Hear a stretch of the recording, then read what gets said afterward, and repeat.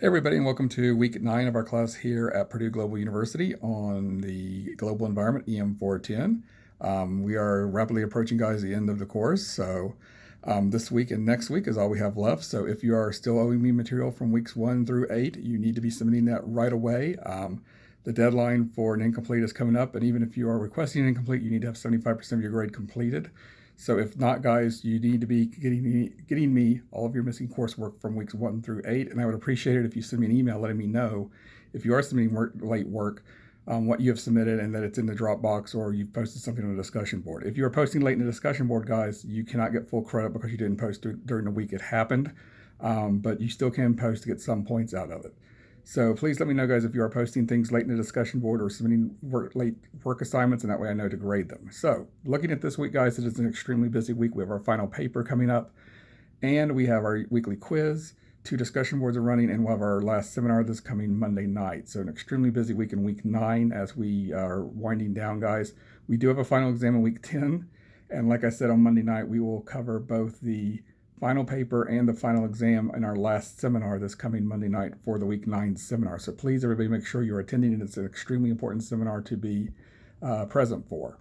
Also, guys, looking at the material this week, we are looking at nuclear energy and biodiversity. So these are 2 extremely interesting topics this week.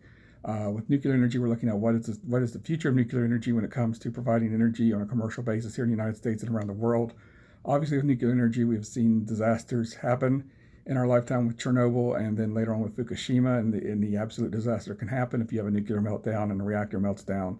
And also, there's the byproduct issue as well too. We have a nuclear fleet here in the United States of nuclear plants, but you do have the rod waste material that has to be stored for more than our lifetimes, millions of years before it becomes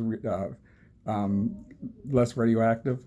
They have to be stored in cooling ponds or cooling facilities. We don't have a central one. There was talk about putting one at Yucca Mountain. There's a lot of NIMBY issues going on and political issues going on with that one. So right now, a lot of the material is being stored at the facilities at the nuclear plant facilities themselves. So that also creates a lot of issues as well also. Nuclear energy does have some positives to it. It is a very clean burning energy.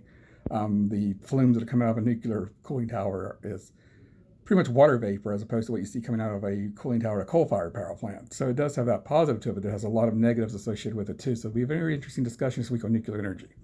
Of course, biodiversity is a big concern right now because we're seeing loss of habitat and loss of issues that come with that. And as we see species become extinct, as we see habitat being more lost for human development, all kinds of interesting issues coming up with biodiversity as well also. So great 2 topics to talk about in our last seminar that's coming Monday night, guys, and on our discussion board this week as well too.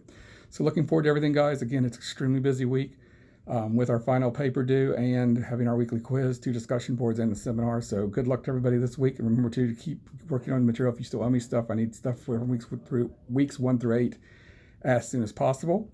Office hours are on Tuesdays and Sundays from 10 to 11 p.m. Eastern Time, and over in the instructor virtual office. And if you can't make it to office hours, guys, you can always send me an email. I'll respond to you guys as quickly as possible. And with that, guys, have a great week.